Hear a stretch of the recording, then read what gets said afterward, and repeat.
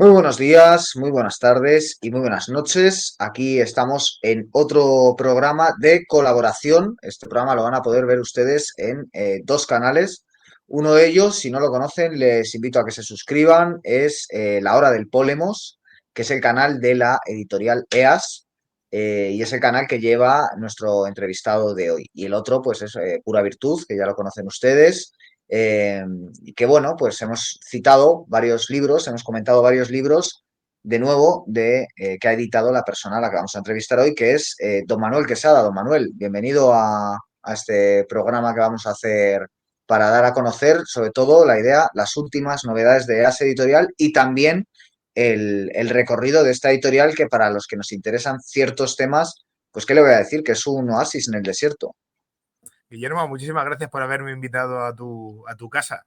La verdad que es todo un honor poder compartir el espacio contigo esta noche. La verdad que un verdadero placer, un verdadero placer. Muchas gracias. Gracias a ti, Manuel. Yo tenía ganas de que vinieras por acá porque hace mucho que no traigo editores.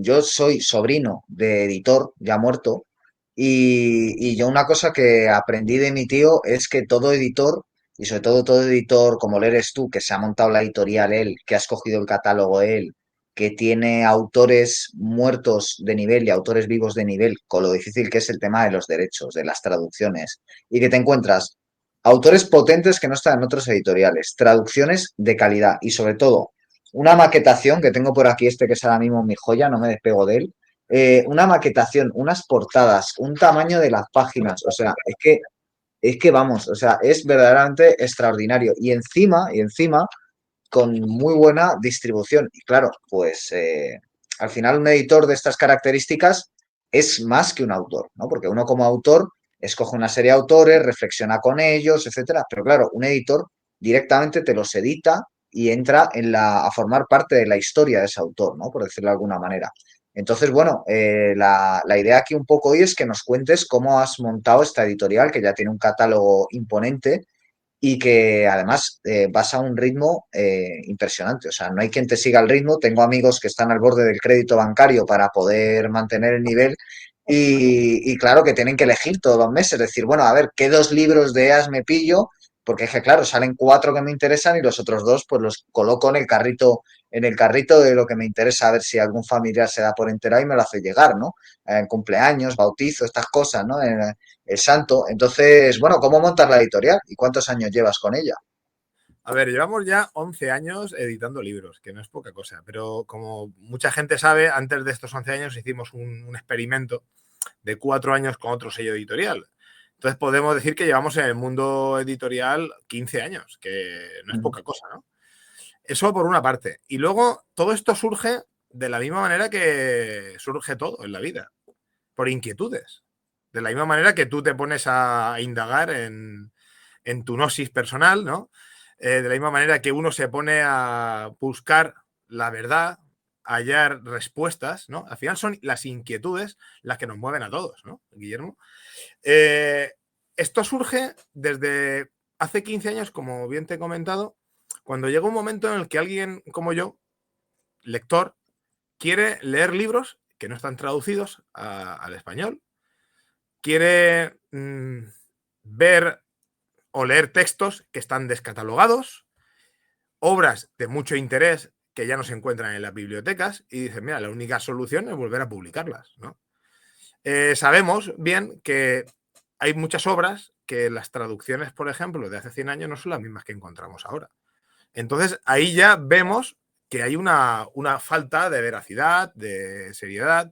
Se han metido tantos... Esto es como el famoso, ¿no? Cuando Guillermo, cuando alguien le dice algo al oído a alguien y cuando han pasado, se ha dicho al oído a 30 personas, no tiene nada que ver lo que se ha dicho inicialmente hasta el final. Al final los libros se escriben, reescriben, se publican, se adaptan y cuando han pasado 100 o 120 años resulta que el libro final no tiene nada que ver con el, al menos con el fondo inicial con el que se escribió. Y eso es algo, por ejemplo, que hemos visto a día de hoy con la distorsión que ha habido, sin ir más lejos, con la obra de Tolkien. Sí que es verdad que la obra del Señor de los Anillos se puede comprar original, pero existe tal distorsión tan grande que a día de hoy un niño como yo en su momento, con 13 años, que empecé a leerme El Señor de los Anillos, coge hoy día y en base a todo lo que hay del Señor de los Anillos, empieza a meterse en ese mundo, ¿no? Y un niño de 13 años que se meta en ese mundo pues va a encontrar, por ejemplo, a mujeres enanas sin barba, que eso es una barbaridad dentro del mundo de los Señor de los Anillos, a elfos racializados y cosas de un sinsentido de un lado y de otro. Entonces, como se pierde todo, partimos de, efectivamente, de Tolkien. Yo me di cuenta a raíz de la obra de la serie, de la película El Señor de los Anillos, no de la serie que no he llegado ni a ver porque es deleznable. Sí, Y yo entonces, tampoco. no, ni la pienso ver, porque ¿por qué no? Porque al final uno acaba cabreándose, ¿no? Ante la falta de rigor literario y esa, no sé, invención del todo, cuando no hay necesidad. Entonces lanzamos la editorial con un libro que se llama Tolkien, redescubriendo el lenguaje del mito y la aventura. Y ese libro es un libro de colaboración de muchos autores, tanto nacionales como internacionales.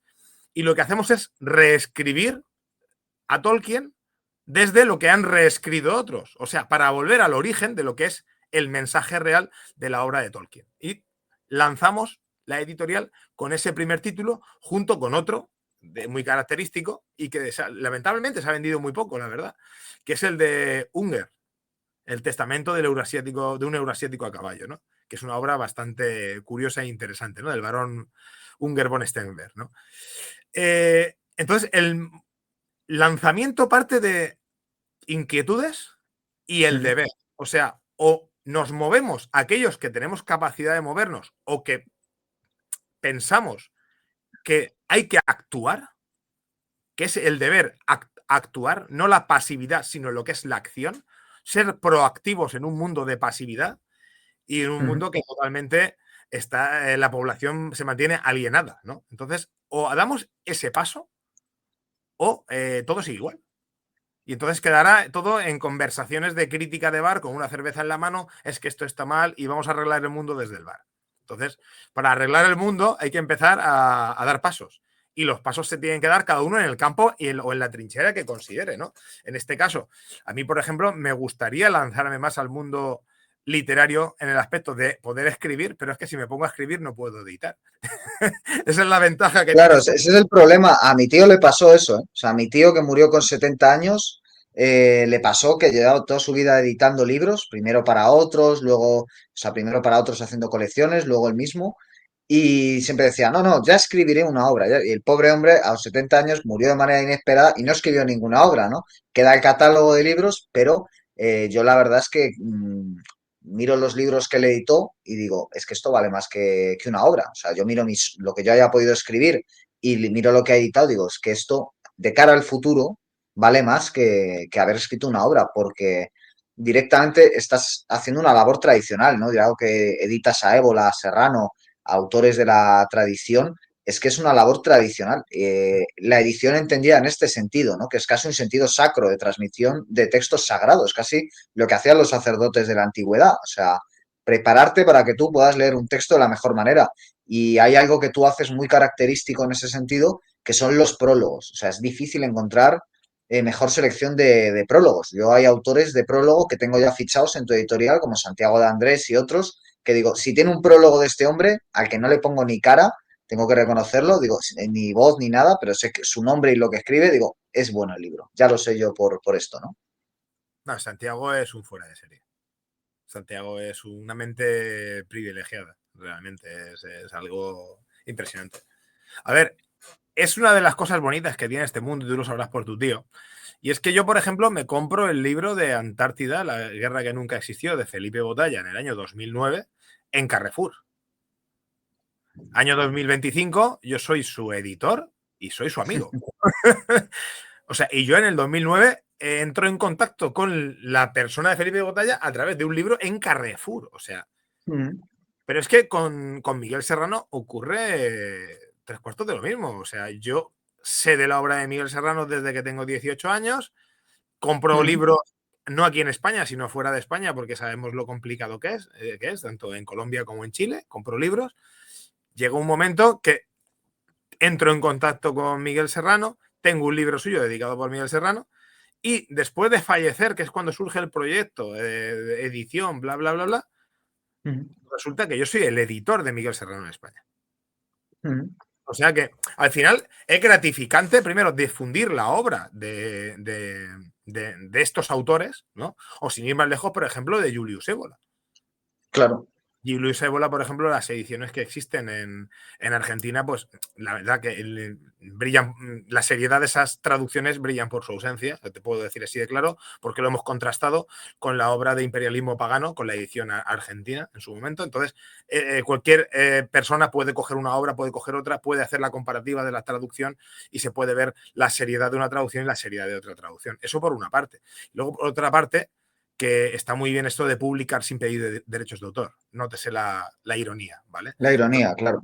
nótese la ironía. Entonces, claro, nosotros, por respeto, por ética y por estilo, debemos pedir derechos de autor. Si se pueden pagar, se pagan. Y si no se pueden pagar, pues claramente el libro no se edita. Ni más ni menos. Pero no podemos predicar con un estilo de vida, con una serie de virtudes, ¿no?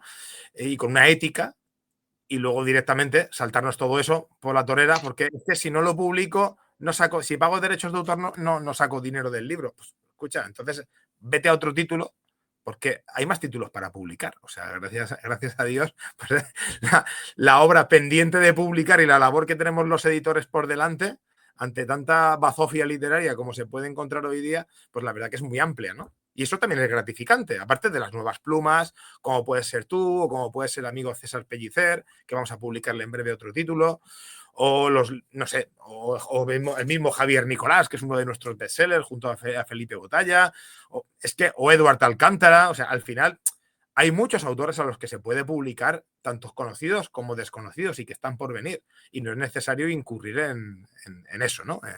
En faltar a una serie de valores que deben caracterizar nuestro trabajo como editores. Dirías que uno de esos valores es el Polemos, ahora que has puesto en marcha este canal, que bueno, ya sabes cómo va esto de los aguantes en YouTube. Vamos a hacer una conversación larga y distendida, pero como el espectador llega hasta donde llega, no quiero que se vaya sin haber escuchado hablar del canal, de lo que estás montando, que es bastante ambicioso. Se puede ver ahí detrás que has puesto el logo de la editorial y que bueno, estás haciendo unas entrevistas muy interesantes con autores nacionales, internacionales, y me parece muy interesante este proyecto que estás haciendo porque es un poco también la edición en estos tiempos, que ya no solo es editar como antaño y todo este trabajo, sino que también es vender el producto, ¿no? Que es muy difícil cuando no se cuenta con la colaboración de medios de comunicación tradicionales y demás, ¿no? Sí, pero además, efectivamente es muy complicado, pero además, si queremos mantener unos mínimos en cuanto a lo que nosotros queremos eh, predicar en base al ejemplo, es aún más difícil. Es aún más difícil, porque, mira, hubo un jefe que tuve yo hace unos años, hace más de 11 años que terminé, hace unos 10 años, perdón, que terminé de trabajar con él, ¿vale? Hasta que me monté por mi cuenta. Y una de las cosas que me dijo fue que todo el mundo tiene que ganar. No se puede pretender querer ganar uno solo y que no ganen los demás, ¿no? Entonces, si centramos la edición de una manera egoísta, al final sí, yo puedo enriquecerme vendiendo libros de alguna manera, pero va a haber una carencia en esos valores que yo pretendo decir, y es, al final, que es generar ya no una comunidad. Yo no quiero generar una comunidad, sino hacer comunidad. Y el hacer comunidad es predicar el día a día con tus hechos, ¿no? Al final la gente te tiene que conocer de alguna manera, y yo es verdad que cuando hago distribución en librerías, pues la librería se queda, bueno, la librería no, el proceso del libro se Ujú. queda entre el 58 y el 60%. Sí. Eso es un hecho. La otra opción es no hacer eso e irme a un tipo de sistema en el cual monopolizo yo eso. En el momento Mm. que yo monopolizo eso, lo que estoy haciendo es privando a otros. No estoy haciendo comunidad, estoy haciendo yo. Y eso implica ir en contra de los propios valores que supuestamente predicamos. ¿Me sigues? Entonces, ¿qué Sí, ocurre? sí, sí. Sí, pero es que si no, a lo mejor no llego a fin de mes. No lo sé. No lo sé. hubo una persona a la que todos se conoce hoy día, además ahora está en boga de todo el mundo, que es el amigo, se le conoce como Don Francisco, y su nombre es Francisco José Fernández Cruz Sequera, que Ujú, él le he tomado muchos consejos que me ha dado, y una de las cosas que me decía ujú, era, al principio cuando monté la editorial, me dijo, déjate de apoyarte en amigos y focaliza tu proyecto como si fuera una gran empresa. O sea, no mires el yo, ujú, sino mira cómo tú trabajarías si tú tuvieses fondos ilimitados. ujú. ¿Me sigues? Entonces, Sí, sí, pensando a lo grande, vamos. efectivamente. Entonces, trabajando de esa manera, vas a crecer. Si tú mantienes firme tu trabajo, al final, en lugar de publicar 5 libros al año, acabarás publicando 25 o 30. Y luego, en lugar de vender 100 libros al año, venderás 1000, 2000 o 3000. Ujú. Y le tomé eso hace 10 años a él y me puse a trabajar en esa línea que fue la que él fíjate, un consejo muy simple, y, pero me entró y he ido en esa línea de trabajo a la hora de difundir. Y creo que, bueno, que es así como hay que hacer como hay que hacer las cosas. Bueno, yo puedo atestiguar que contigo se trabaja muy bien y tienes muy buena relación con los autores, sobre todo una relación de fidelidad que es muy, muy rica también porque el lector entra a formar parte. Es decir, yo creo que hay una relación muy especial, por ejemplo, en alguien como Javier Nicolás, que tiene esa faceta autor, esa faceta de editor, de coordinador, ¿no? Tiene libros coordinados por él, libros editados por él, libros prologados por él y libros escritos por él y un público que agradece poder tener acceso a él, ¿no? Entonces yo creo que en ese sentido también, y luego se nota el trato que tú tienes con los autores de cara a esa familiaridad con los lectores, ¿no? También, es decir, que creo que el propio lector se da cuenta de que ya no solo hay una relación autor-editor, sino que también hay casi o directamente una relación de amistad, ¿no? Y eso ayuda en ese sentido comunitario, ¿no? Que estabas mencionando. Eso es muy difícil. Yo, por ejemplo, tengo que confesarte que mi tío, me empezó a publicar textos, pues una revista que él hacía, y bueno, yo ya empecé a tener una relación un poco distinta con él. O sea, seguía siendo mi tío, le quería muchísimo, pero como editor, pues hay ciertas cosas que no eran tan fáciles de llevar, ¿no? Y tenía amigos a los que también editaba, y oye, no pasa nada, hay que entenderlo porque la relación autor-editor a veces toca que sea así, pero no significa que vivamos en los mundos de Yuppie, que esas cosas no sucedan, pero sí que es cierto que hay contigo una forma de hacer las cosas que es muy importante, ¿no? Que es ir de cara y demás, que aunque, o sea, que si hay que decir algo, se dice y se hace, y yo creo que eso es como te trata un amigo, y que el lector, aunque no esté presente en ese proceso, pues de alguna forma yo creo que lo acaba percibiendo en la parte final, ¿no? Y eso también tiene que ver luego con la fidelidad del lector a la editorial. Yo por lo menos te lo digo primero como lector y luego ya pues he tenido un poco más de visión del background, pero yo ya como lector, que es mi primer contacto con EAS, yo ya veía que ahí había un círculo hermético muy interesante, ¿no? Que estaba dominado por la amistad. Buena reflexión la que has hecho y buen paralelismo con el tema del círculo hermético. Decía don Miguel Serrano que él profesaba una única religión, que era la religión de la amistad, y que eso estaba por encima de todo. Esas son palabras de don Miguel y efectivamente la religión de la amistad está por encima de todo. Mira, lo más importante en este mundo es ser claro. No por querer hacer un negocio, que al final un libro es una transacción económica, ¿vale? Ujú. Aunque nosotros, tanto tú como yo, a ese tipo de transacción económica le ponemos alma y valores, eh, no por querer hacer un negocio tienes que engañar a nadie. Jamás. Sea en los libros o sea en la vida misma. Jamás. Hay que ir de cara. Y cuando yo he perdido libros por coger claramente y decir, oye, mira, yo es que hasta dentro de un año, año y medio, este libro no te lo puedo publicar directamente. Es que si no me lo sacas en 6 meses, no me lo sacas tú. Digo, pues mira, que no me lo han dicho a malas ellos, ¿no? Digo, es que yo lo quiero No, en no, 6. claro, claro. Yo lo lamento, te lo publicaría, yo estaría encantado, pero no me voy a comprometer en algo que a lo mejor no puedo cumplir, porque luego te vas a cabrear conmigo. Entonces, yo Ujú. prefiero, si quieres que yo Claro, intervenga claro, claro. con otra editorial, yo te recomiendo que vayas a esta editorial o a esta otra. He tenido otro autor que ahora mismo puedo, bueno, que el otro día estuve hablando con él una hora, ¿vale? Que me escribió para decirme de publicar un libro, yo vi la temática y yo directamente le recomendé otra editorial, al cual al editor no conocía, y luego acabé conociendo, y es un tipo majísimo, que es Álvaro Mm, Romero, voy a dejarlo así, a decirlo claro, ¿no? mm, Porque es un tipo majísimo, me cae muy bien. Y yo recomendé, digo, mira, es que esta temática, yo creo, claro. yo te lo saco, a lo mejor te vendo 50 libros, y si te lo saca Álvaro, a lo mejor vendes 300. Si yo quiero llevar, o sea, al final hay que ser claro. Y lo que hace que la gente, que fidelices a una clientela de escritores y esos escritores al final acaben cogiendo contigo confianza y esa amistad, ese círculo se vaya generando, es ser claro, no engañar y no intentar eh, ir con vueltas. Pero en la vida en general, pienso que hay que ser así. Hay que mirar a la cara, mirar a los ojos, decir las cosas como tú consideras que es lo mejor para él y no querer dar vueltas, sino ser un asesor de aquellos que vienen a pedirte consejo. Porque al final, el que escribe un libro no está escribiendo un hijo, está, en otras palabras, está pariendo un hijo.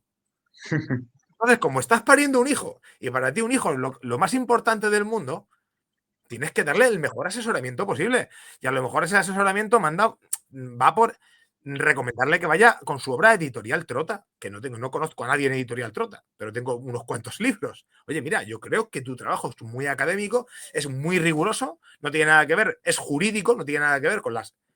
Hace poco, hace 2 o 3 semanas, hice esa Mm, recomendación. Ve a Trota porque ahí tu trabajo es para esa editorial.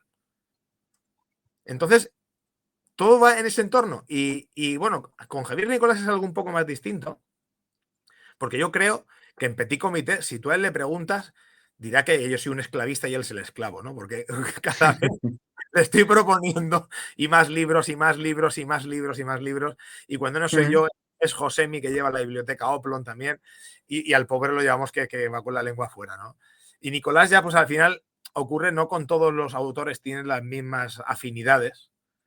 Sí que es mm. verdad que resulta que con Nicolás hay más afinidades, entre ellas ya familiares, ¿no? O sea, fue mi propia hija la que invitó en una carta que le envió manuscrita a su casa, invitó a Javier Nicolás el año pasado a su comunión, a su primera comunión. Entonces, Joder, claro, llega ya un momento que ya no es... claro. Lo de Nicolás es algo bastante especial, es algo especial, pero que se ha ido gestando a través de una cosa que es muy bonita, que es el Mm, alma de la cultura. El alma de la cultura. mm. Y el canal un poco lo has puesto en marcha para eso, ¿no? Para potenciar el alma de la cultura. ¿Cuáles son un poco los proyectos que tienes en este nuevo proyecto? Valga la redundancia. ¿Cuáles son las propuestas que estás llevando a cabo? Porque no paras de subir programas. Yo por eso invito a quien nos esté viendo y escuchando a suscribirse porque se los va a perder si no. ¿Cuáles Mira, son un poco las... Mm, la obra de Polemos es en base a la polemología, a lo que es el combate, a la lucha por la existencia, ¿no? Esa es la base de la sociedad europea. Y no hablo de la civilización europea, hablo de la sociedad europea, desde los inicios. Mucho antes de Grecia y Roma. O sea, eso va intrínseco en nuestra sangre. El ser europeo significa estar dentro de los principios de lo que es la hora de Polemos, ¿vale? Entonces, la polemología en sí no deja de ser el valor principal en el cual se basa la editorial EAS. Entonces, desde la editorial EAS hemos lanzado un canal, ahora que tenemos 236 títulos publicados y joder. yo te diría que más de 100 autores entre vivos y fallecidos, y aparte, colaboradores, por supuesto. Entonces, nos hemos dado cuenta, el canal no lo teníamos, era a modo simbólico, el canal ha ido creciendo poco a poco, pues en base a Mm. 4 vídeos que iban subiendo, pues íbamos compartiendo contigo, por ejemplo, también con los de esto Informa Radio, con Sí, Javier García Isaac, ¿no? Y toda esta gente. Cristina Sol, que es una Cristina, encanto. es verdad, sí, sí, es muy maja además. Es una bellísima persona, además, me cae genial. Un saludo Sí, para, sí. Si le para llega, le mandamos un beso que es muy maja. Sí, a mí me ha entrevistado varias veces y de las mejores entrevistadoras que he Sí, conocido. es majísima. Me encanta, vamos, cómo lo hace todo y demás. Entonces, nos estaban llegando estas entrevistas que nos autorizabais, tanto tú como ella, a poder subirlas, porque no todo el mundo autoriza. Las subíamos y el canal poco a poco iba subiendo. Entonces, llega un momento en el que digo, vamos a ver, si tengo un canal con unos 1000 seguidores aproximadamente, que no es nada realmente, ¿vale? Pero es un público objetivo que compra Claro. libros editoriales. Si tengo más de 100 autores que están ayudando a que otros canales estén creciendo. ¿por qué no voy a coger yo esos mismos autores y voy a entrevistarlos para que todo esto suba? Para que el canal crezca y esa familia que tú has dicho, ese círculo hermético que nosotros tenemos, esos autores de amistad que nosotros generamos, para que estén dentro del mismo canal de YouTube, todos concentrados. Porque tú sí que es verdad que puedes entrevistar a 4 o 5, pero hay otros 4 o 5 que no tienen por qué interesarte.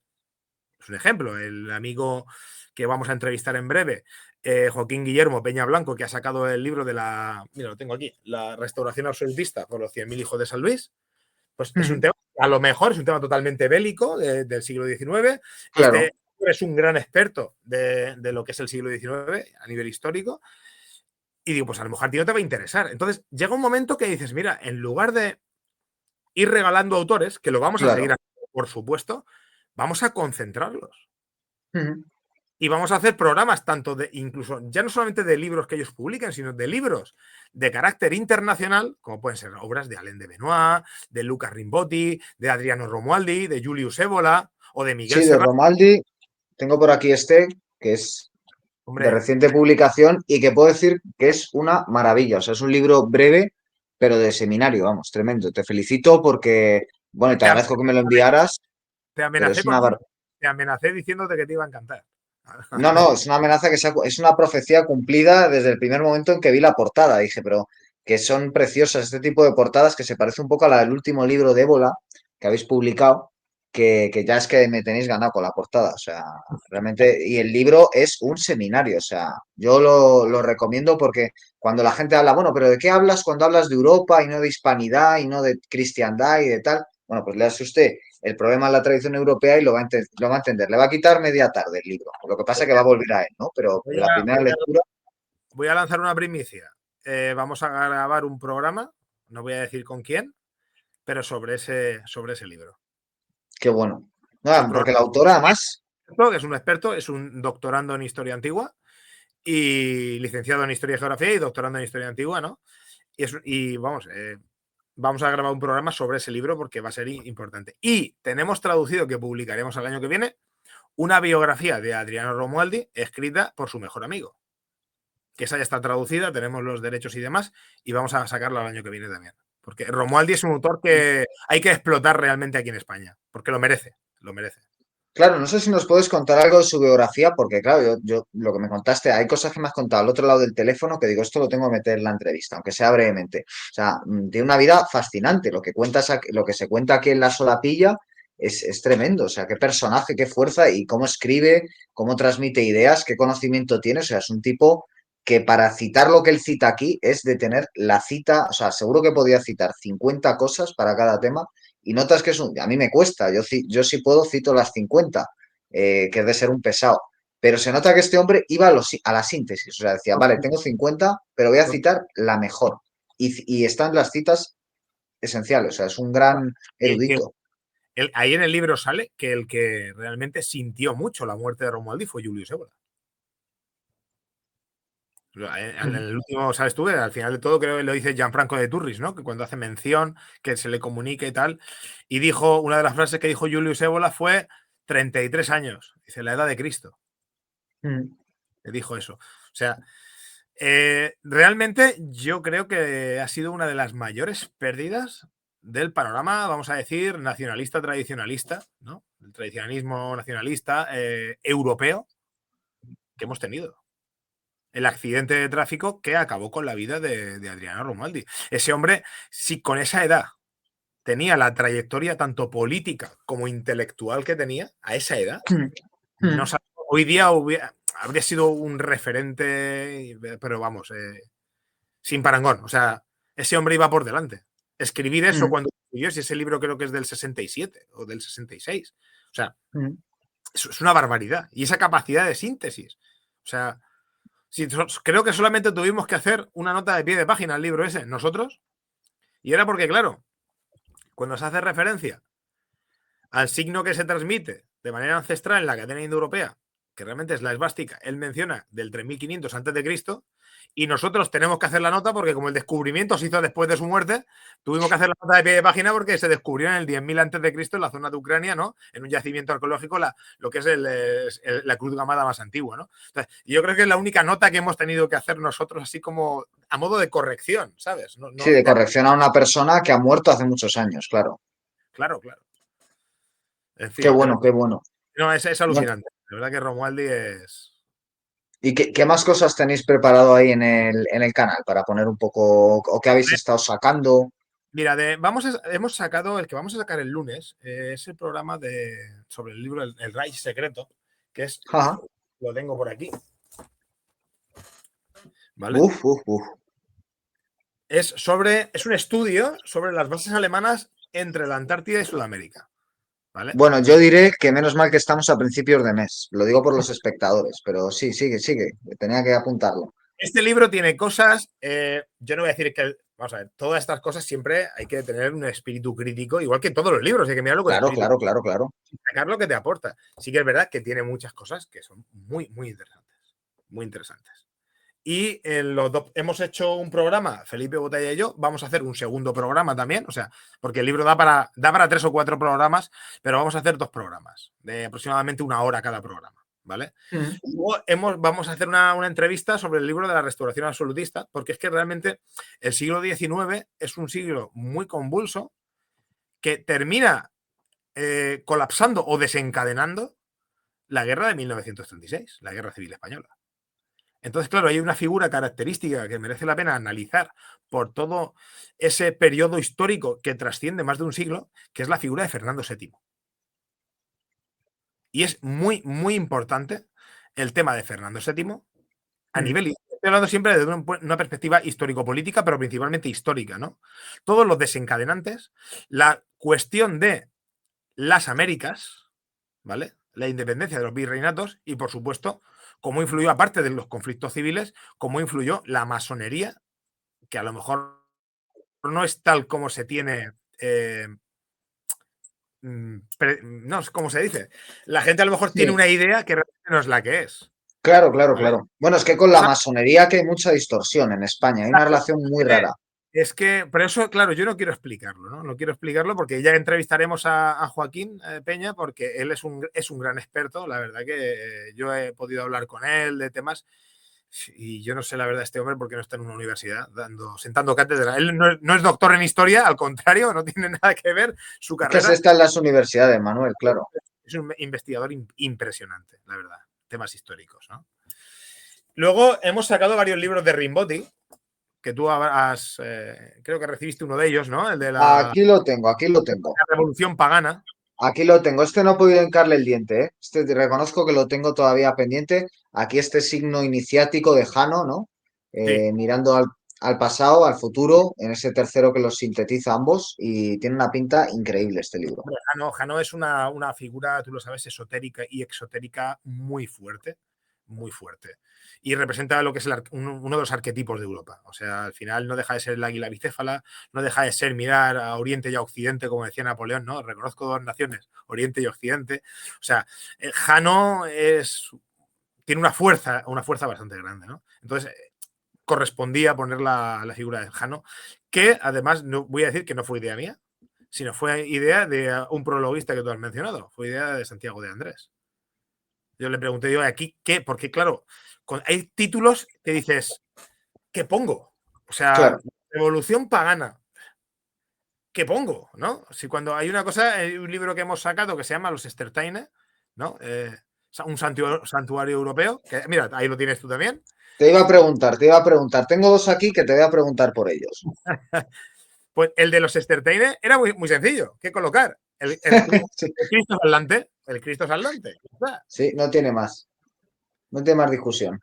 Y eso es algo que un día hablamos tú y yo por teléfono. ¿Te acuerdas que te Me comenté? lo contaste tú, me lo contaste tú. Claro que me acuerdo. Sí. Si lo quieres contar, te iba a preguntar por ello, pero vamos a adelantar si quieres No metraje de la película. tengo ningún problema. Ya una vez salió el tema en un debate que tuve con Javier Nicolás, él desde su posición cristiana y yo pues, desde la mía, que no tanto. Y fue en Radio Abismo con el amigo Nacho y demás. Y es una cosa bastante curiosa. Además, creo que se cumple o se ha cumplido el aniversario, es esta semana, es el día 4, creo, ¿no? De la matanza de los sajones. Creo que es esta semana. El 4 de octubre. 4, ¿verdad? Es el 4.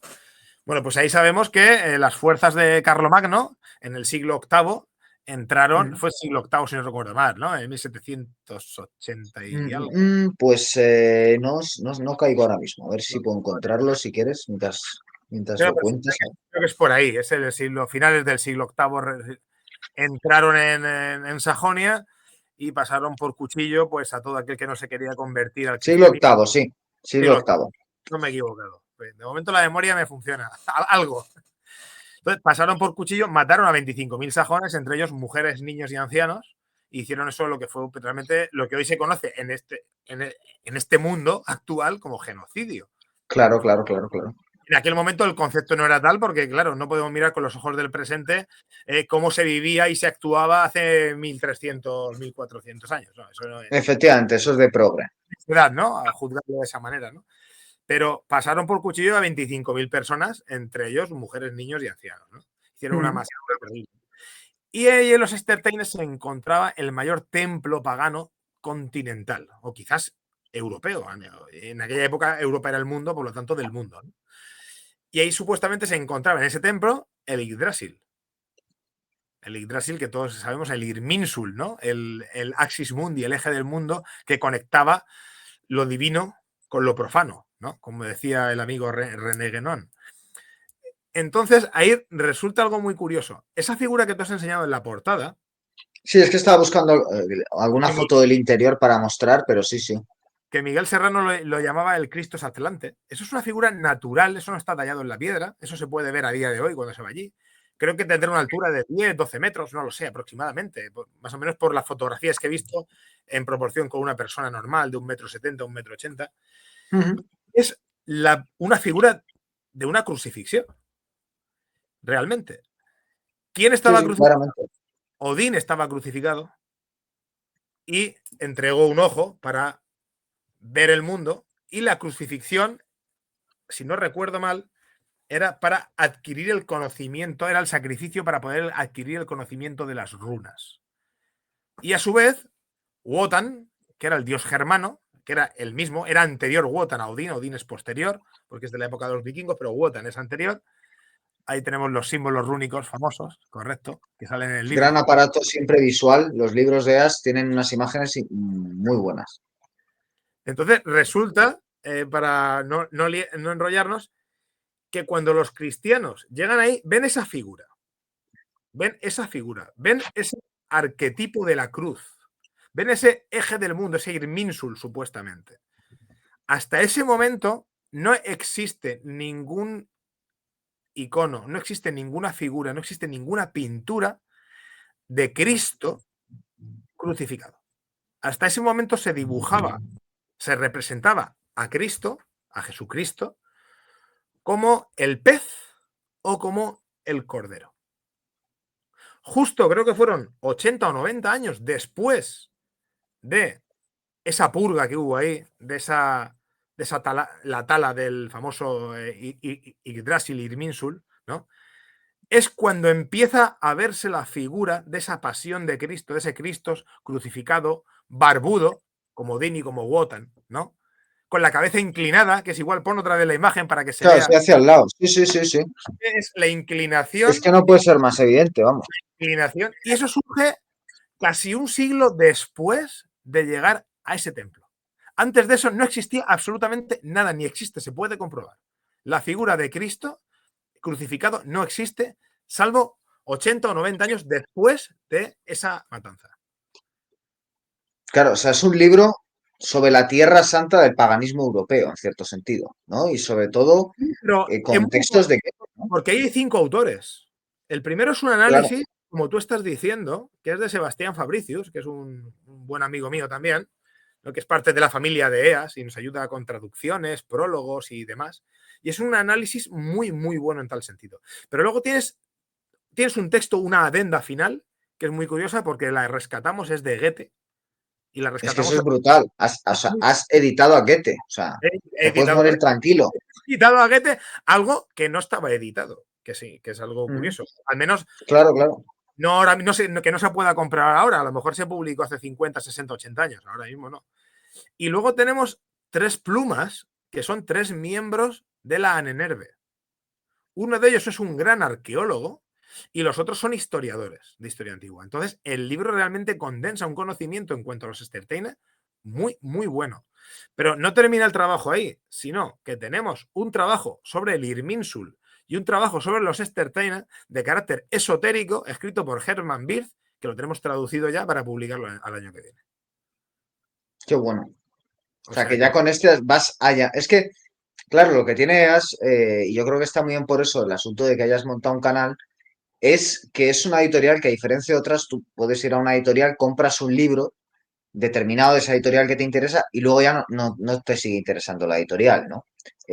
También porque hay a veces editoriales que publican 4 o 5 textos de una línea y luego van rellenando, y ya es relleno, ¿no? Pero realmente lo esencial de esa línea de pensamiento ya está agotada, ¿no? Y yo creo que una cosa muy interesante de EAS es que no para de descubrir cosas nuevas al lector en español, ¿no? Eh, Quiero decir con eso que ahí se nota el trabajo que tú haces como editor de seleccionar textos, es decir, que es que realmente casi es una disciplina intelectual para los que nos interesa ciertos temas, ver cuáles son las novedades del mes, porque nos estás dando alimento intelectual, que es, entiendo, de lo que te alimentas tú y de lo que se alimentan otras personas con las que tú trabajas estrechamente, después nos lo trasladan a los que lo leemos, ¿no? Y entonces, en ese sentido, es casi, o sea, te estás llegando material universitario. Ahora que decías lo de la universidad, ¿no? ¿Por qué no está este hombre en la universidad?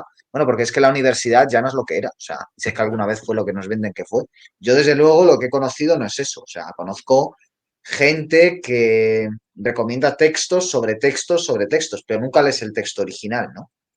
Y una cosa muy interesante es que tú puedes mezclar el tipo que te está hablando desde la actualidad con el texto de los que conocían el asunto de primera mano, ¿no? Como puede ser aquí en el caso de la Nenerve. ¿Quién mejor que la gente de la Nenerve va a conocer esta cuestión? O el propio Goethe, que era la máxima autoridad que ha habido jamás en gnosis alemana, ¿no? Por decirlo de alguna manera, gnosis germánica, ¿no? Podríamos decir.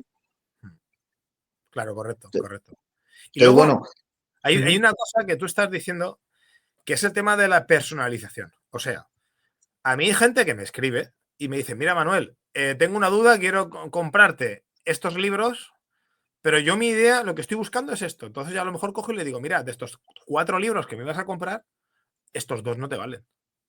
No te sirven para la idea que tú tienes, mira, directamente. No te lo recomiendo. Entonces, no es que sea muy habitual, pero sí que hay gente que lo hace, ¿no? Entonces, al final dices, vendo por vender, ¿no? Es que yo te tengo que dar un asesoramiento también. Si puedo, te lo voy a dar el asesoramiento. Y al final te voy a fidelizar como lector en base a tus necesidades. No sé, que hagan lo mismo con Ediciones Obelisco o con Susaeta, que son grupos editoriales, o sea, gente con mucho nivel. Se le puede escribir para decir, oye, mira, es que tengo una duda que te contestan. Yo puedo tardar en contestarte un día o 15, no lo sé, pero al final te contesto o tardo de contestarte. Y si no es porque se me ha olvidado, no porque no quiera, es que es una cosa porque claro, claro. esto no me da de comer, por desgracia. Tengo otros trabajos, tengo otras historias y esto es sí, me lo tomo de una manera seria y profesional, que es como se tiene que tomar, pero no tengo tanto tiempo, la vida es muy corta. Y luego una cosa del canal que estábamos comentando, a lo mejor hay gente que dice, oye, ¿y por qué esto no lo ha montado antes? Si tiene tantos autores desde hace un montón de tiempo. Sí, pero efectivamente, la última palabra que he dicho, muchos autores desde hace un montón de tiempo, pero lo que no tenía era tiempo para dedicarme a esos autores. Entonces, ahora Claro.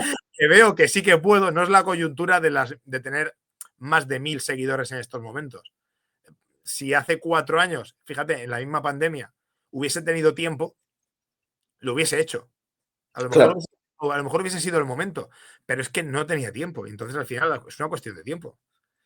Mis niños Por ahora supuesto. no tienen la edad de hace 5 años, tienen 5 años más.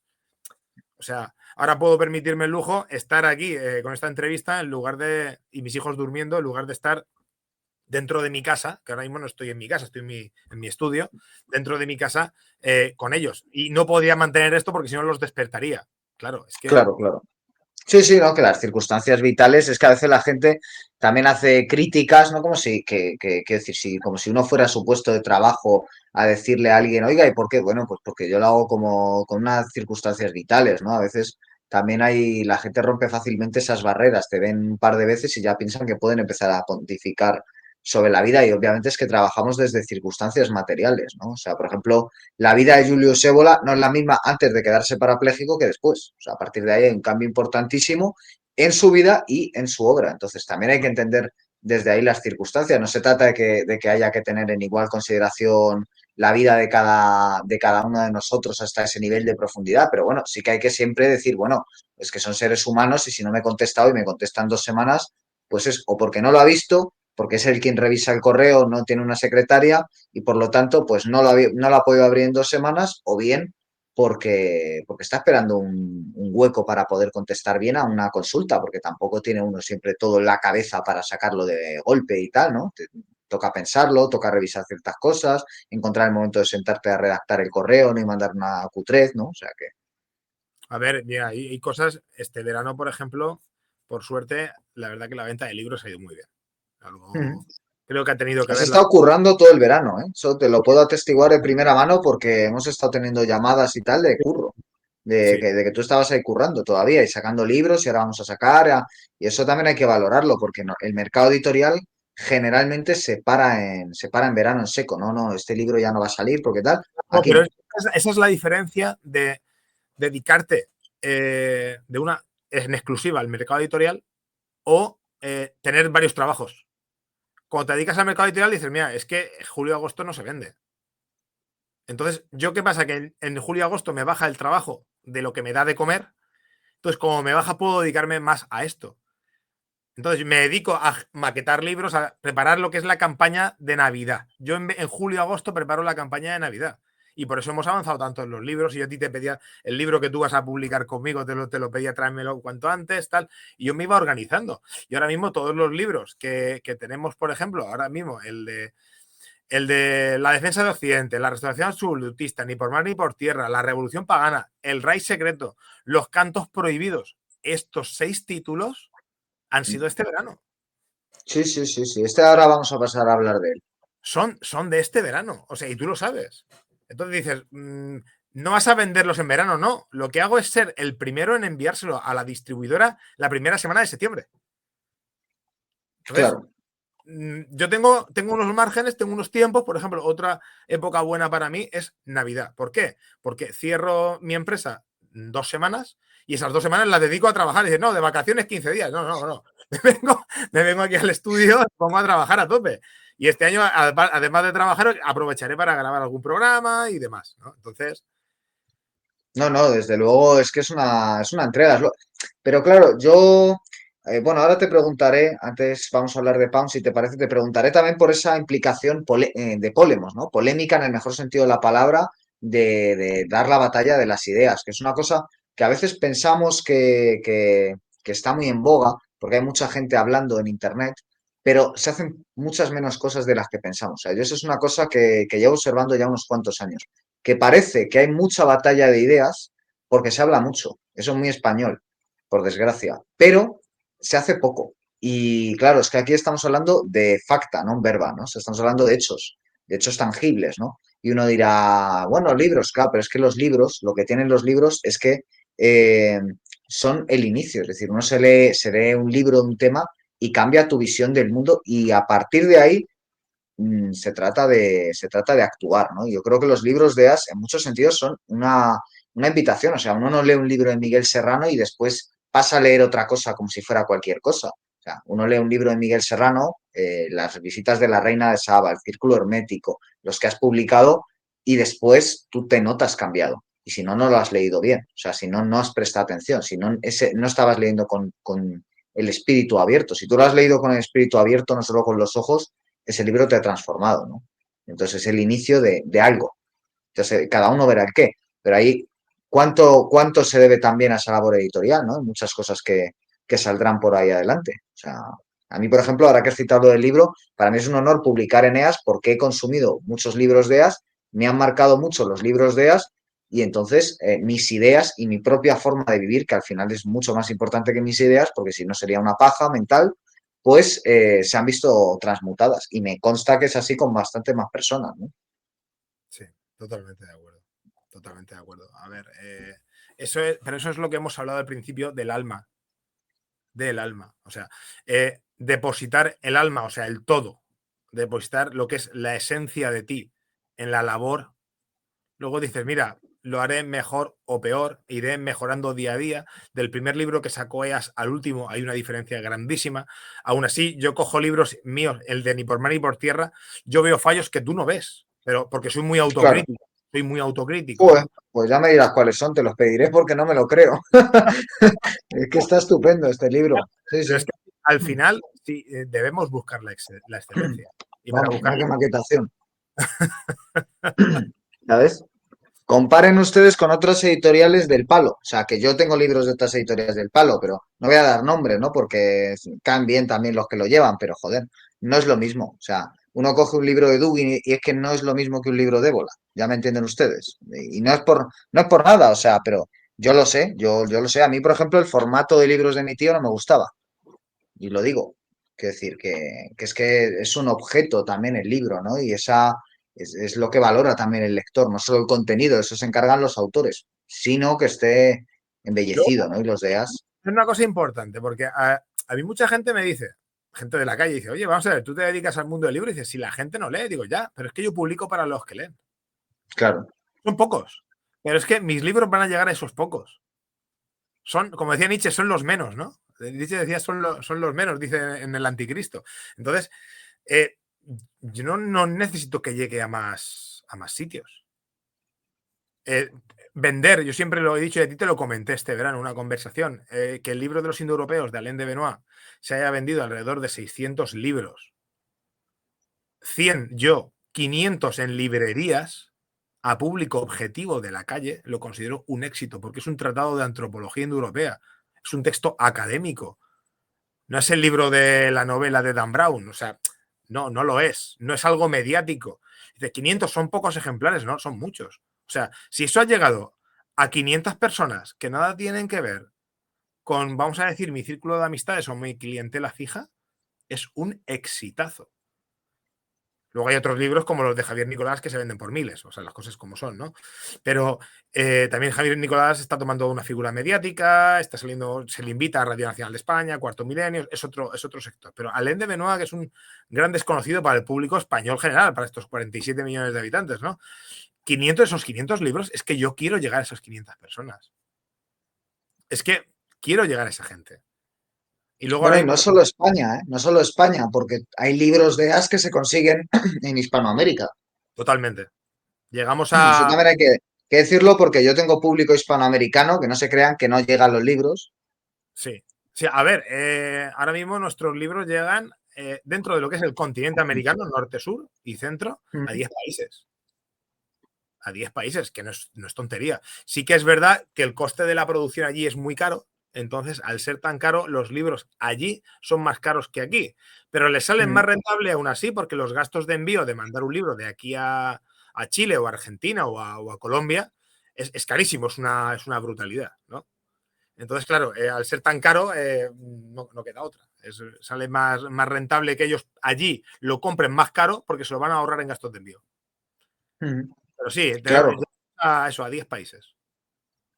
claro, claro, no, eso hay que mencionarlo. Y no sé si te parece que que comentemos también este libro, que me parece Hombre, también es reciente y me parece también un éxito que hayas publicado a sí, Pound, ¿no? O sea, es decir, probablemente, no sé si decir que el mayor poeta del siglo XX, vamos a ser generosos o humildes y vamos a decir que uno de los tres mejores poetas del siglo XX, objetivamente, lo digo yo, que si algo sé de literatura, ¿no? Quiero decir, que como yo poeta anglosajón es el mejor del siglo XX. sí, reconocido por T.S. Eliot, ¿no? Que yo creo que tampoco era un ignorante, que además recoges un texto de T.S. Eliot. Y claro, aquí, lo primero, hay textos sobre Pound de figuras de primer nivel, como el propio Serrano, como José Luis Ontiveros, que a mí es un autor que me produce también muchísimo, muchísimo interés, ¿no? Los libros que has publicado de él son muy buenos, y otros tantos, ¿no? Bochaca, y luego recoges los cantos prohibidos. No sé si nos puedes contar brevemente qué son estos cantos prohibidos del señor Ezra Pound, ¿no? Te voy a enseñar por aquí una foto de él con su señora. Sí, fotos, tenemos unas cuantas fotitos aquí que quedan bastante bien. La más curiosa es la del Cristóforo Colombo, el navío. Bueno, es que era una figura muy divertida que hablaba de economía, es decir, o sea, a mí me encanta porque su poesía está llena de referencias al estado de cosas, es decir, puede hablar del mito, del símbolo y puede hablar de las cosas más tangibles de la economía, o sea, es tremendo, hace Pero creo que referencias a la época que le tocó vivir, es muy buen autor, claro. lo que define creo que a Pound es una única palabra que es integridad. Yo creo que esa es la definición de Pound. Porque él llegó un momento, eso además lo cita Miguel Serrano, ahí lo Ujú. tenemos, señor, que él dice que permaneció sus últimos días mudo por no hablar. Y no quería hablar para evitar cambiar el sentido de lo que realmente había defendido durante toda su vida. Y eso es fidelidad e integridad. Y realmente es eso. O sea, al final los cantos prohibidos fueron aquellos cantos que dentro de su obra se excluyeron porque no eran políticamente correctos. Porque a Pound llegó un momento que lo trataron de loco y lo metieron en un psiquiátrico. Porque apoyó en su momento y estuvo apoyando hasta el fin de sus días el bando de los perdedores, no de los vencedores de la guerra, ¿no? Entonces, claro, al ser una figura tan relevante y tan importante, lo hicieron proscrito. Y realmente tendría, o sea, Pound tiene mucho escrito, pero la importancia de estos cantos reflejan la integridad de lo que era Ezra Pound. ¿Quién era Ezra Pound? Por eso la importancia de haber metido a Miguel Serrano, que tuvo trato con él, Ontiveros, que fue el que marcó este proyecto estando él vivo antes de fallecer, fue el que me lo propuso sacarlo a mí en su momento, ¿vale? Y luego Él tiene también un libro sobre Pound, ¿no? Eneas, es que el mismo, cita, es el mismo. El claro, libro claro, no, perdona, no, perdóname. Eneas tiene Pound, Junger, ¿no? Pound, Junger y Y Mishima. Mishima. Mishima. Ujú. Muy buen libro, por cierto, lo recomiendo mucho, me parece un libro que hay que leer. Sí, Pound, Junger y Mishima. Ahí Apología de la barbarie, no me acordaba del nombre. Eso es Apología verdad. de la barbarie, correcto. Es un libro, Y vamos, yo con Ontiveros tuve los últimos años de vida, tuve muy buen trato con él. Era una persona bastante peculiar, quien lo ha conocido, ¿no? Pero la verdad que al final lo que ha quedado de él ha sido su obra y yo creo que, vamos, que es un buen legado, por supuesto. entonces él un poco fue el que te invitó a publicar este libro y tú también como homenaje, ¿no? Un poco Sí, sí, sí, a vamos a él. ver. Él quería incluso, en honor a Jiménez Caballero, él me comentó de crear, refundar una asociación internacional entre México y España que Ujú. se llamase GECE. Claro, claro, claro, que era como llamaban a Jiménez Caballero, claro. Caballero, efectivamente. Qué Y bueno. la idea era publicar libros, o sea, primero iba a ser el de Pound, luego quería sacar, me dijo el de Bagliateras para una masacre, de Celine, lo que pasa es que ese libro, claro, no se puede.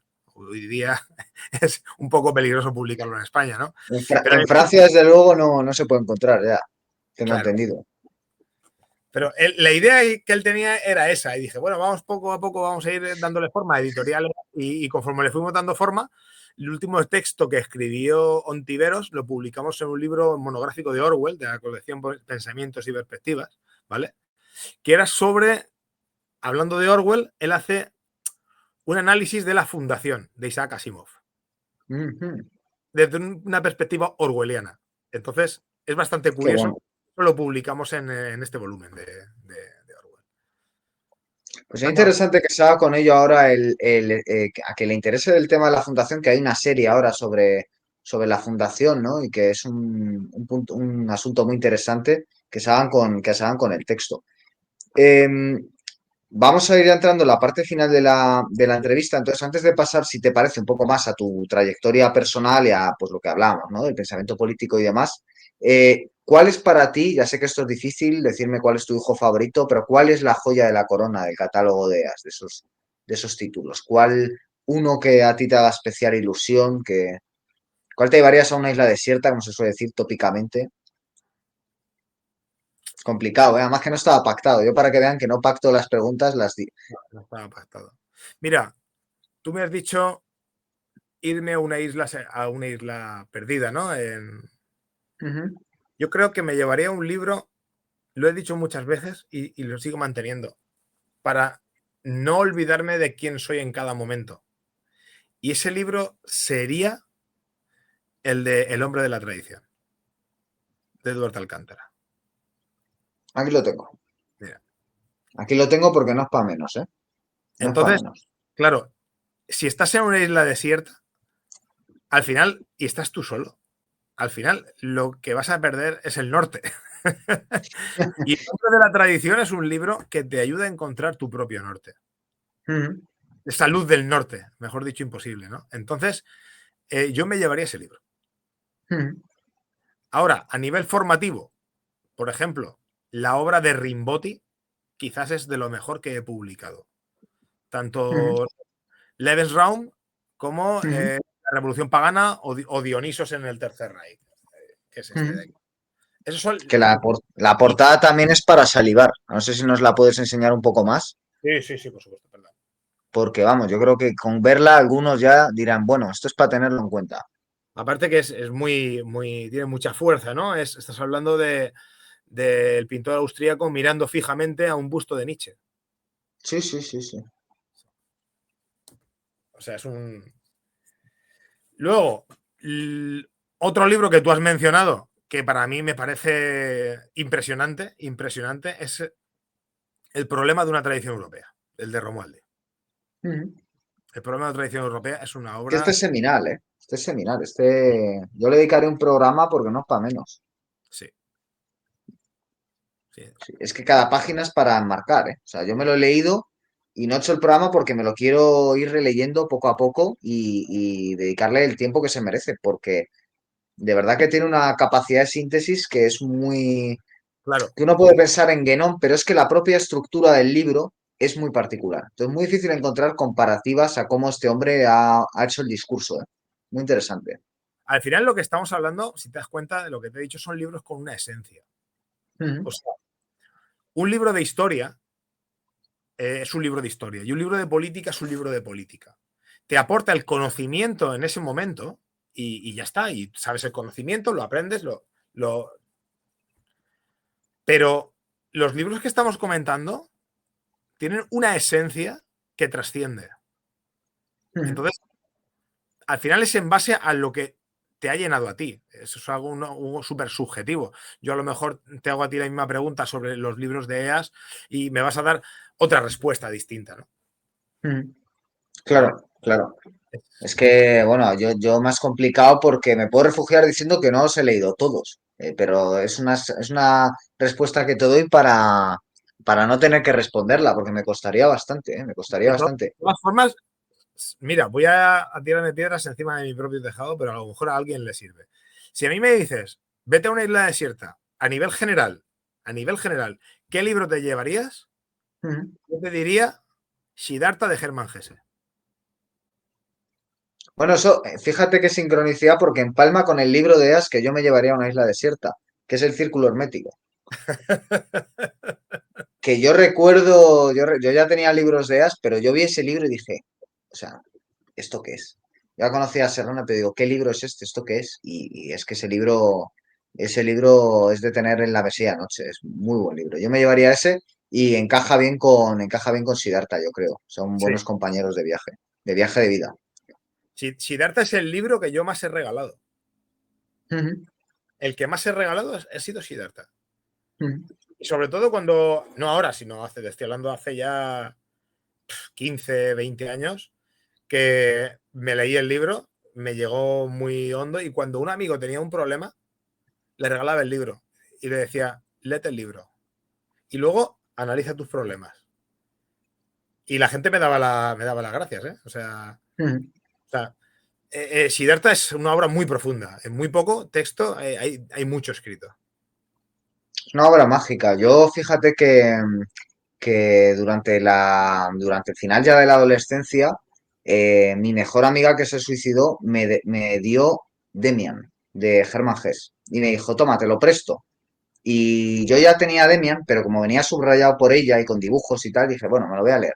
Y obviamente luego se mató y nunca se lo he devuelto, ¿no? Y lo digo esto porque Hermann Hesse, esto de dejárselo a los amigos y tal, tiene algo también mágico. O sea, leer a Hermann Hesse, leer a Serrano, ya digo, no solo leer un libro cualquiera, es que son libros que transmutan la vida, ¿no? Y por eso también uno no solo quiere quedarse el libro para uno mismo, ¿no? Quieres dárselo a otros. Son libros que te queman en las manos, son libros que quieres volver a ellos todo el rato y al mismo tiempo quieres que otros, mmm, a los que tú quieres o que ellos te quieren a ti, pues puedan acceder a esos libros, ¿no? Son libros verdaderamente mágicos y por eso también, yo que había leído a Hermann Hesse en la adolescencia y tal, y luego seguí con él, yo lo comencé a leer, fíjate, por mi madre, que tenía libros de Hermann Hesse en casa, pues luego es muy interesante ver la visión que te abre Serrano sobre Hermann Hesse, porque hay mucha Sí, gente que ha leído a Hermann Hesse, pero hay un antes y un después, ¿no? Yo creo que el círculo hermético en ese sentido es que es un libro seminal. Y Jung,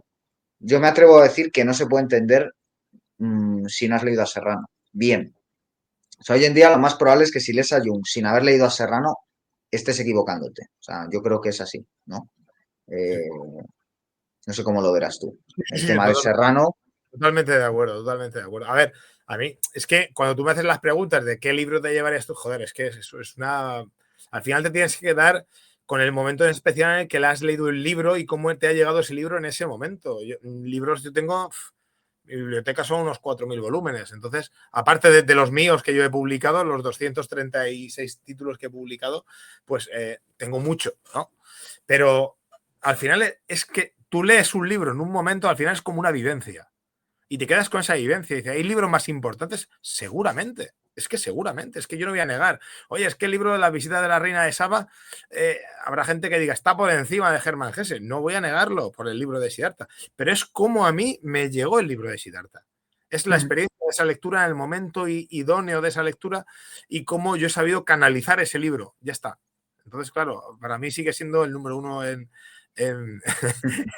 el número uno de mi lista, ¿no?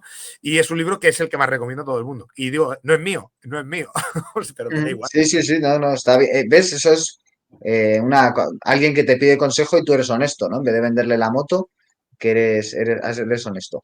Pues por ir terminando, Sí. me gustaría hacerte dos preguntas personales y una es cómo te iniciaste tú en este círculo hermético, ¿no? O qué jalones han sido importantes para ti, un poco como prefieras tú enfocarlo, cómo llegaste tú a estos temas que son verdaderamente cada vez más difíciles de hallar en el mundo moderno, ¿no? Es decir, yo creo que en el mundo moderno se entierra todo aquello que despierte el espíritu y por eso yo creo que es un pequeño milagro y este programa quiere ser una celebración de que hay una editorial en España con el nivel de distribución, la calidad de edición, la ambición, el trabajo conceptual que tiene EAS, ¿no? Entonces, yo creo que es interesante terminar con esa nota de decir, bueno, ¿y esta historia dónde empieza? No sabemos dónde acaba, afortunadamente, pero ¿dónde empieza?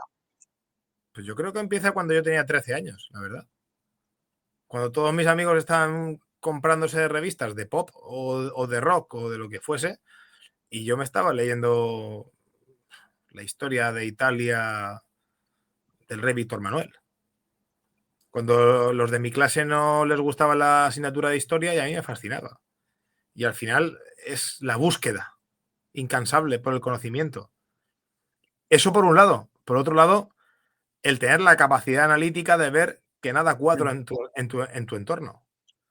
El darte cuenta de que tú eres distinto a lo que te rodea. El ver que la masa, el pueblo, la gente, como quieras llamarlo, va en una dirección y tú dices, pero si es una locura ir en esa dirección y vas en la dirección contraria.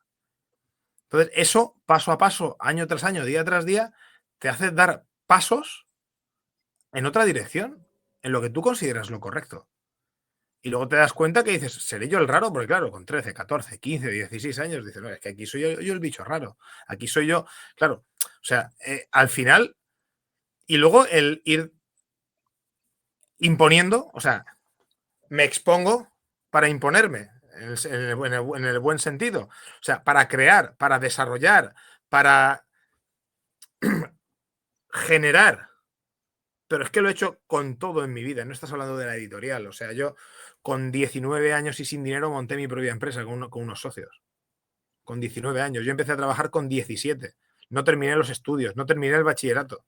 O sea, mi vida ha sido lucha constante. Mi vida ha sido polemos. Toda mi vida ha sido polemos. Yo monté mi primera empresa con 19. Y dice, no, te ayudó tu padre, no me ayudó mi padre. Yo fue lo que me guardé desde los 17 hasta los 19 y supe, o sea, coger la coyuntura del momento y meterme donde tenía que meterme y entrar en una pequeña sociedad siendo yo un crío con 19 años. O sea, con socios que tenían más de 40 años cada uno, 40 y 50 años. Había uno a punto de jubilarse también, éramos varios socios. Pero supe Ujú. meterme, supe aprovechar la oportunidad en cada momento. He perdido oportunidades, pero creo que he sabido a coger otras. Y eso ha sido mi vida hasta el día de hoy. Porque yo ahora mismo sí tengo la editorial, pero tengo otros negocios. Lo puedo decir así tranquilamente, ¿no? Entonces, ¿eso cómo es? Eso es saber moverte en cada momento y aplicar esas inquietudes que yo te he estado comentando en el mundo de la cultura a todo. O sea, al final, esto es una cosmovisión. Europa debe moverse no en líneas, no de una manera ni lineal, ¿vale? Ni material, sino cosmovisional y cíclica. Y debemos aplicar eso a la vida de cada uno de nosotros, a nuestra propia vida. Aplicándolo así, al final seremos realmente revolucionarios. ¿Revolucionarios de qué? De la misma tradición, de lo mismo que nosotros somos. Entonces, evolucionaremos por nosotros mismos. Nos Ujú. reinventaremos, creceremos. ¿Y eso qué es? Eso es lucha constante. Eso no es aburguesamiento, eso no es sofá, eso no es estar alienado, eso no es ir al bar. Eso es lucha constante, sacrificio constante. Y ese sacrificio implica eh, perder momentos, perder parte de vida, mirar atrás y decir, me he perdido esto y lo otro. Y a lo mejor me he perdido cosas de mis seres queridos. Sí que es verdad y una cosa muy, muy, muy importante. Jamás se puede lograr absolutamente nada si uno mismo no está en consonancia y alineado con su propia vida. Y eso es muy importante, la pareja que se tenga. Entonces, claro, si no es gracias a mi mujer, yo no sería quien soy. Yo soy yo en base a mis consecuencias y a la vida que yo he ido llevando y cómo mi vida se ha ido proyectando, en base a la guía que yo le he dado y el entorno que he tenido en todo momento. ¿Vale? Pero lo más importante de mi vida de los últimos 15 años es mi mujer. Y si no es así, si yo tuviese otro tipo de mujer, yo no tendría la capacidad, porque a lo mejor mi mente estaría en otros mil sitios. Habría una inestabilidad emocional y psicológica que no me podría, mm, no podría yo generar esta proyección Ujú. cultural, intelectual, laboral que tengo en todos los sentidos. Entonces, quien mantiene el equilibrio al final de la familia en sí es la madre. La madre es la conductora. Y yo, Sí, la materia, ¿no? La materia, la madre. es la madre. El principio terrestre, ¿no? La horizontal que hace que no estés volando en la nada, claro. Totalmente, totalmente. Y eso además es el ánima, ¿no? Junguiano, y Serrano lo sabía bien. Efectivamente, efectivamente. Ese arquetipo de la dama, ese arquetipo de Isis, esa reina de Saba, esa esencia. Ujú. Si ya la importancia que se le daba en el neolítico y en el paleolítico incluso, ¿no? A la figura de la madre, a la figura de la madre. O sea, y el equilibrio, y esa madre genera ese equilibrio, hace que se canalice todo y es al final la que ayuda a que uno pueda llevar su trayectoria. Si yo a lo mejor no tuviese pareja ni tuviese hijos, si yo a lo mejor estuviese solo o estuviese divorciado, yo no sería el que soy en estos momentos. O sea, Manuel Quesada sería otro y actuaría de otra manera. Pero Ujú. ahora mismo estoy alineado y fluyo de esta manera y puedo canalizar esta serie de proyectos y de empresas en, en lo laboral, ¿no? Y de proyectos en lo cultural. Y es principalmente por ese equilibrio en mi familia y, por supuesto, por mi mujer. No sé si he contestado a la Sí, sí, pregunta. por supuesto que sí, por supuesto que sí. Y ya por terminar, si hemos hablado ahora del pasado, vamos a hablar un poco, si te parece, del futuro, de cómo lo ves tú. Ahora que estamos en un momento de, como dicen vulgarmente por ahí, pendulazo, ¿no? O sea, parece que aquí, salvo en España, que estamos todavía en una burbuja, en el resto de Europa, algunos lugares sí que están despertando.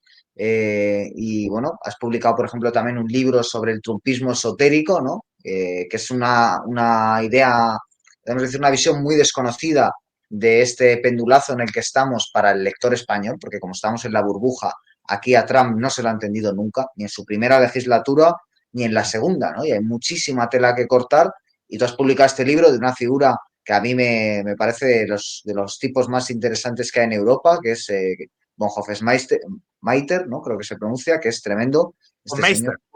creo que es. Hofmeister. Con Meister, Christian, ¿no? Christian von Hofmeister. sí.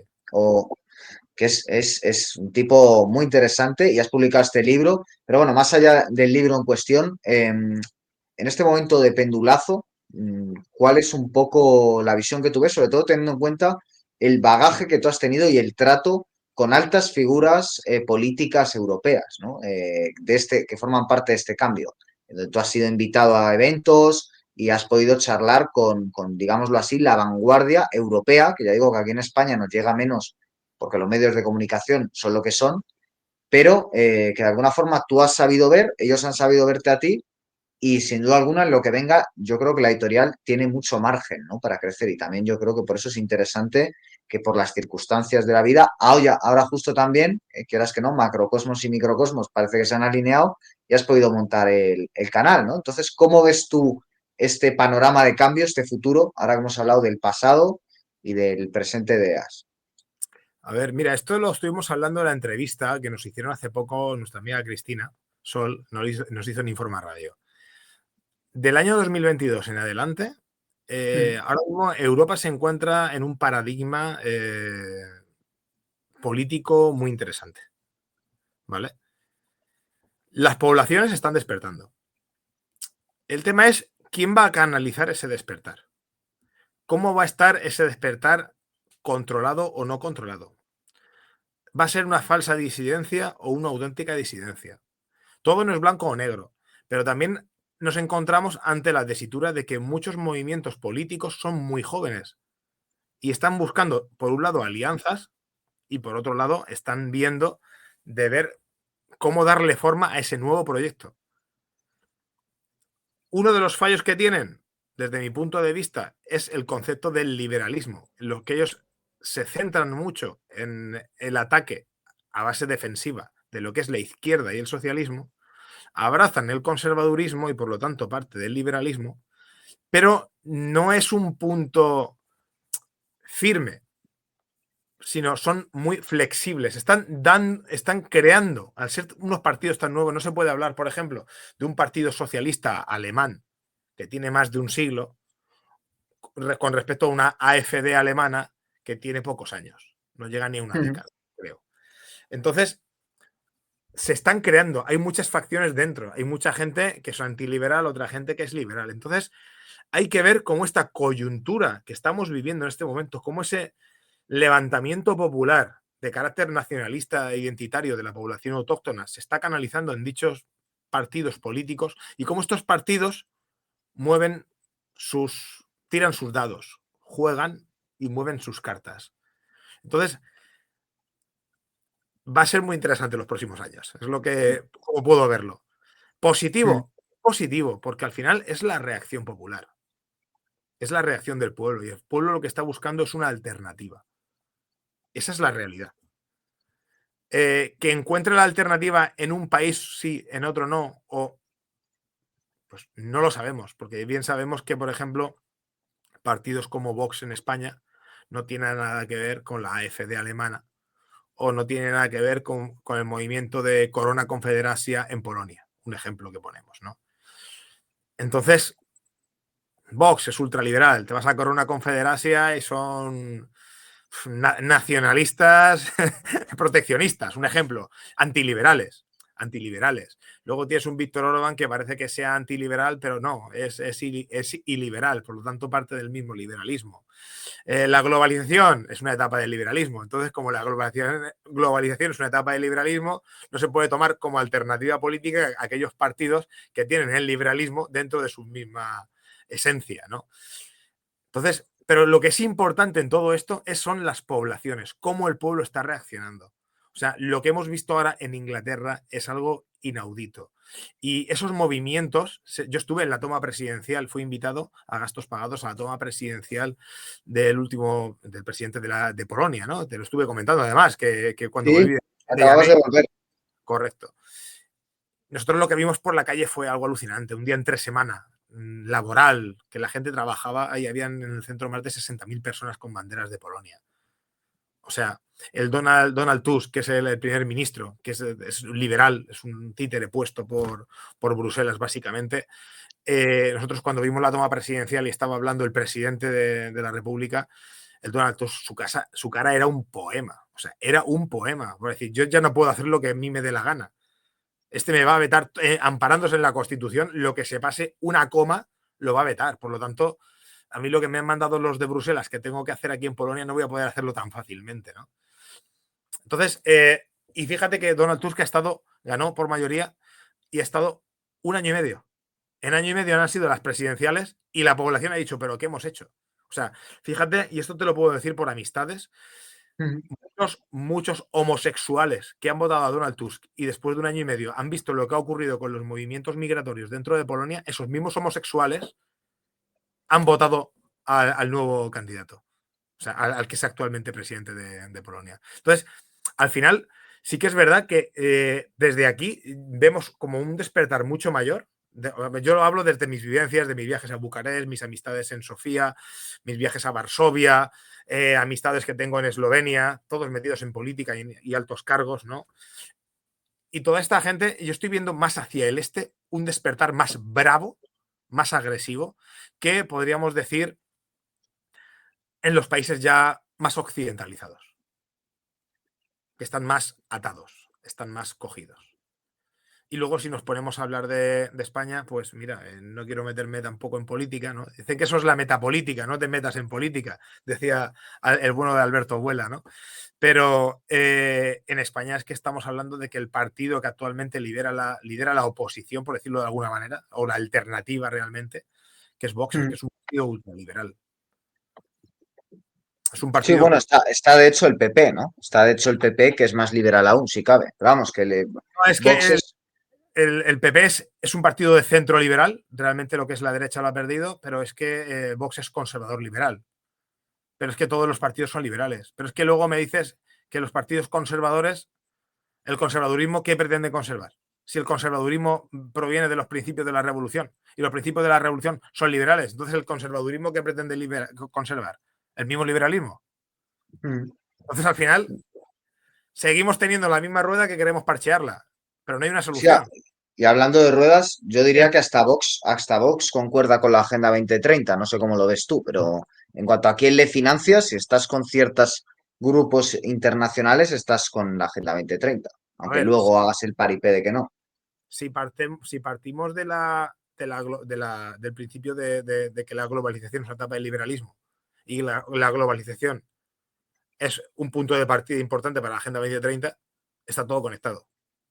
Todo lo conectado que parta de ese principio único de liberalismo. O sea, está todo conectado. Ahora, tú te puedes ir a otros partidos políticos, como te he dicho, Corona Confederacia o el Vlaams Belang, y el Vlaams Belang lo dice muy, muy claro. Te dice el marxismo te corrompe el cerebro, el liberalismo te corrompe el alma. O sea, esa es la campaña política del año pasado, o sea, o de principios de este año. O sea, lo dicen así de claro. Entonces, claro, hay muchos partidos, y Blas Belan es la primera fuerza política de intención de voto en Flandes, ¿no? En Bélgica. Entonces, a tener en cuenta que sí que hay alternativas políticas, que yo sí que conozco muchas alternativas políticas, ¿no?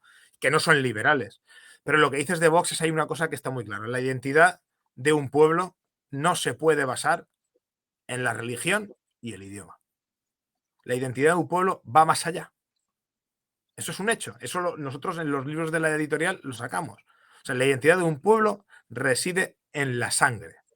El pueblo europeo tiene una base consanguínea, tiene una genética característica, igual que la identidad de cualquier otro pueblo del mundo. Ya está. El partido político del cual estamos hablando, si tú hablas español y eres católico, eres español. Eso es globalismo. Eso es globalismo. Lingüístico o religioso, o como tú quieras, pero eso es globalismo. Y ellos mismos a veces se vanaglorian de la primera globalización en base a la leyenda rosa de la hispanidad, la leyenda rosa, se vanaglorian de eso como algo positivo. Primero que le estás haciendo rosa, la estás edulcorando para que parezca como muy bonita cuando no fue así. Y estás haciendo el mismo daño o más daño que aquel que te dice que te está metiendo la leyenda negra. Que luego, por cierto, la leyenda negra, no me acuerdo el nombre, ¿vale? Pero la leyenda negra siempre se han dicho que ha sido los británicos las que la lanzaron. No, fue un español. No recuerdo el nombre, pero me lo dijo el amigo Pablo Dávoli, me lo dijo. Me dijo el nombre, me sacó la cita, me sacó la fecha y luego sí que hicieron publicidad a los británicos. Pero el primero en sacarlo fue un español y creo que fue un monje. Lo que pasa es que no recuerdo el nombre. Si hubiese sabido que me haces esta pregunta, le digo a Dávoli, oye, pásame de nuevo. Claro, autor también de la parte de amigo tuyo, autor. Sí, sí, correcto. Dávoli, muy buen amigo, muy, muy buen amigo.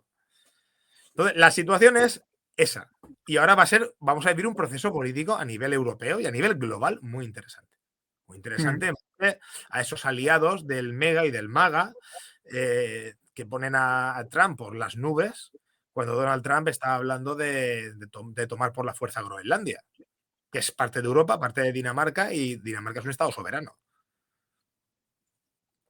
¿Vale? Estás hablando también de poner por las nubes a un aliado como es Donald Trump cuando está poniendo unos aranceles brutales que va a afectar a la industria del automóvil, al sector primario en España, al aceite, a la naranja. Y eso ya lo comenté yo, digo. Luego dicen que a Milei le han dado un 10% de aranceles en lugar de un 20, un 30. Digo, ya, pero le han dado 10 latigazos en lugar de darle 30. Lo dicen porque es su amigo. Bueno, pues para ser tu amigo te ha dado 10 latigazos, o sea, fustigado estás, ¿no? Entonces, tampoco. ¿Quién quiere enemigos, no? Claro. De todas formas, Donald Trump está haciendo lo que él considera que es lo mejor para ellos. Pero claro, una América grande implica un mundo pequeño o una Europa pequeña.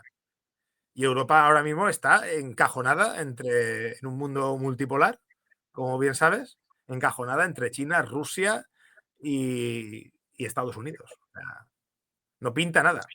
No, y en guerra con Rusia Total. y bueno, totalmente manipulada, ¿no? Ahí atrapada en conflictos que ni le van ni le vienen, ¿no? Como eso, Israel, Gaza, que dime tú qué pinta ahí Europa, ¿no? Y vendiendo, gente vendiéndote que Israel es el último bastión de Europa. Y dices, sí, se nota que sabes de tradición europea lo que mi gato, vamos, o sea, nada, el que diga este tipo de asuntos. No, eso lo estábamos comentando y digo, y además te lo voy a decir, mira, jamás lo podemos decir claramente, jamás es un grupo terrorista que ha tomado democráticamente, habrá que ver ese tipo de democracia, a ver cómo es, ha tomado democráticamente el poder hace unos cuantos años en Palestina. Perfecto, pero es un grupo terrorista que pertenece a la hermandad musulmana y que está siendo armado en parte por otros países, no vamos a nombrar, pero está por Turquía por un lado, tal. Hermandad musulmana, venga, muy bien. La hermandad musulmana son salafistas, si no recuerdo mal. Y lo que pretenden es tomar Europa. O sea, tomar la tierra de los infieles, no por nada, es su religión. O sea, ellos, el salafismo es así, no hay más, ¿vale? Esto nos puede, el amigo Carlos Paz nos puede ilustrar muchísimo más. Por otro lado, tienes a Israel, que no son para nada los amigos de Europa. No son para nada los amigos de Europa. Es más, han sido ellos los que han abierto la puerta para que entre mucha inmigración masiva a Europa. Entonces, ¿por qué tengo yo que posicionarme con unos y con otros? Si tanto unos como otros quieren acabar con el pueblo europeo, culturalmente hablando, demográficamente hablando, o sea, no estoy hablando que vengan aquí con un fusil y que tienen bomba nuclear, pero al final sí, son dos elementos que son beligerantes contra los europeos, de una manera o de otra. Me tengo que posicionar en un lado o en otro, pero es que esta idea maniqueísta del posicionamiento, del bueno, del malo, del bien y del mal, es que al final es todo muy banal, no tiene sentido, las cosas hay que analizarlas desde otro punto de vista. Y yo siempre he dicho que lo ideal para todo esto es ser un alienígena. O sea, verlo todo no desde una perspectiva frontal, entre bueno y malo, feo y guapo, sino subirte en un platillo volante, posicionarte en la parte de arriba y verlo todo desde arriba. Ser totalmente imparcial y analizar. Ya está. No juzgar, analizar y estudiarlo.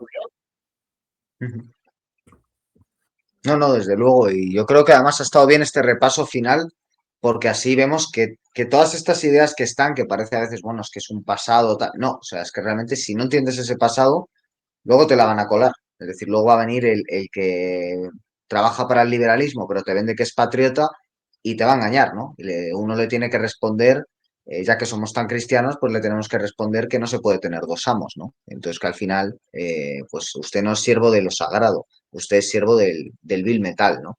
Entonces, bueno, yo creo que está bien tener en cuenta, como decías tú, los fundamentos básicos de la tradición y del Polemos, que resaltas en el título del canal, yo creo que es evidente, ¿no? Como decía Heráclito, es el padre de todas las cosas y a partir de ahí empieza el europeo, ¿no? Lo Podríamos que es decir. importante es que el europeo tiene que estar con el europeo.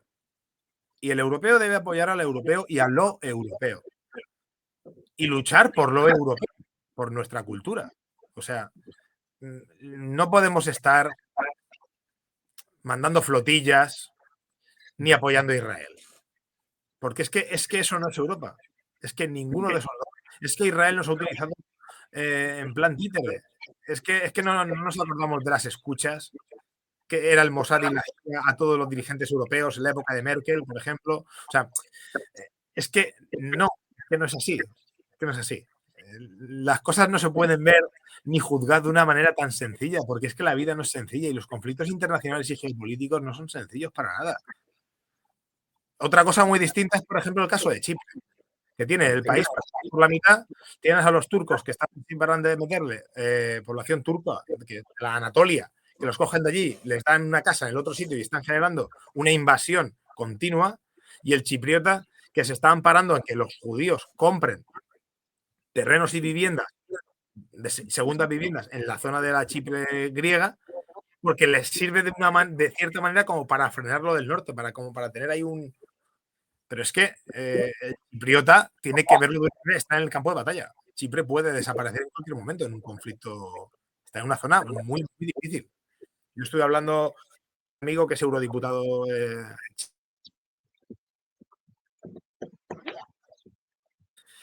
y la verdad que, claro, el análisis suyo es que estás en el frente de batalla y dices, no, es que podemos desaparecer. Esta gente se puede posicionar así, de esa manera, pero está posicionándose en base a ellos. Dice, ¿a quién apoyo? ¿Al que me quiere conquistar o al que quiere...? Dice, pues, yo apoyo a Israel, pero es que si apoyo al otro, si apoyo, a mí no me queda ninguno. Dice, si apoyo al otro, el otro es el que quiere, el que está metiendo miembros de la hermandad musulmana de manera continua, gente de la Anatolia, para generar una crisis demográfica y acabar conquistándonos demográficamente por el norte. Y estamos en un país que está partido por la mitad, conquistado. No, no, es así, es así. En fin, que no hay que Pues de una manera tan fácil, ¿no? No hay que juzgar de una manera tan sencilla y la vida es más complicada y las cosas no son ni blancas ni negras y hay muchos matices en los grises. sí, no hay que entrar ahí al toro, ¿no? Cuando te ponen una cosa muy desagradable, vamos a la otra, bueno, vamos a pararnos y a ver la otra, como dices tú, a coger la vista de pájaro, de águila imperial Totalmente. y ver dónde está aquí la cosa, ¿no? Vamos a la vertical y ya después vamos a tener más claras las cosas, ¿no? Y a Yo lo ver si con veo. el programa de la hora de Polemos, pues intentamos ayudar a que la gente tenga esa capacidad de análisis y esa capacidad crítica aún mayor, que no sea tan banal y tan sencilla y simplista como la que pretenden los medios de comunicación que tengamos la población, que es a base de cortinas de humo y de simplismo. Pues Manuel, ahí está la recomendación, por supuesto, de que se suscriban a la hora del Polemos. Y EAS, pues bueno, yo voy a dejar en la descripción del vídeo obviamente, cómo acceder a EAS y ver los libros que hay y adquirirlos. Pero vamos, que si no conocen ustedes EAS a estas alturas, pues mal vamos, ¿no? Pero bueno, mejor conocerlo ahora que no hacerlo nunca. O sea que bueno, no es tarde si la dicha es buena. Manuel, ha Correcto. sido un gusto tenerte aquí en el canal. Y bueno, que estaremos atentos a las novedades editoriales y también a los programas que subes, que yo creo que de momento estás trabajando con autores y con ideas que yo no había visto en YouTube, así que felicitaciones por ambas partes y gracias también a nuestros espectadores por haber llegado hasta este punto del programa. Esperemos que les haya interesado y volveremos pronto con más programas. Hasta muy pronto.